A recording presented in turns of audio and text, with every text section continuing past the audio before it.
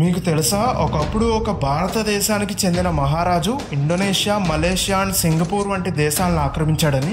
1000 ఏళ్ల కింద చోళా సామ్రాజ్యాన్ని రాజేంద్ర చోళా అనే రాజు పరిపాలించేవాడు. 1025 AD అంటే 2025 నుంచి సరిగ్గా 1000 సంవత్సరాల కిందట రాజేంద్ర చోళా వేల సైన్యం, 100 వార్షిప్స్ తో బే ఆఫ్ బెంగాల్ ని దాటి ఒక పక్క స్ట్రాటజీతో శ్రీవిజయ సామ్రాజ్యం అంటే ఇప్పటి ఇండోనేషియాతో యుద్ధం చేసి ఘన విజయం సాధించాడు. ఇది మన భారతదేశ చరిత్రలోనే అత్యంత విజయవంతమైన సముద్ర యుద్ధాల్లో ఒకటి. ఇలా శ్రీవిజయ సామ్రాజ్యంపై యుద్ధం చేయడానికి కారణం 3 రకాలుగా చెప్తారు. దీనిలో మొదటిది, ఖమేర్ అనే సామ్రాజ్యానికి చెందిన సూర్యవర్మన్ అనే మహారాజు తమర్లింగ అండ్ శ్రీవిజయకి మధ్య జరుగుతున్న యుద్ధంలో హెల్ప్ చేయమని రాజేంద్ర చోళను అడుగుతాడు. సో రాజేంద్ర చోళ హెల్ప్ చేస్తాడు. రెండవది, ఈ India to China trade route ఏదైతే ఉందో దీన్ని శ్రీవిజయ కంట్రోల్ చేసేది. అండ్ శ్రీవిజయ సామ్రాజ్యం చోళాస్ మీద ట్యాక్స్ ఎక్కువ వేయడం మొదలుపెట్టింది. సో అందుకని చోళాస్ అటాక్ చేశారు. అండ్ మూడోది, సింపుల్ గా చెప్పాలంటే పవర్ అండ్ ఇన్ఫ్లుయెన్స్ కోసం అటాక్ చేశారు. ఈ 3 కారణాల్లో ఏది నిజమై ఉండొచ్చు అనుకుంటున్నారో కామెంట్ చేయండి. అండ్ ఈ కాన్సెప్ట్ మీద లాంగ్ వీడియో కోసం లైక్ చేయండి.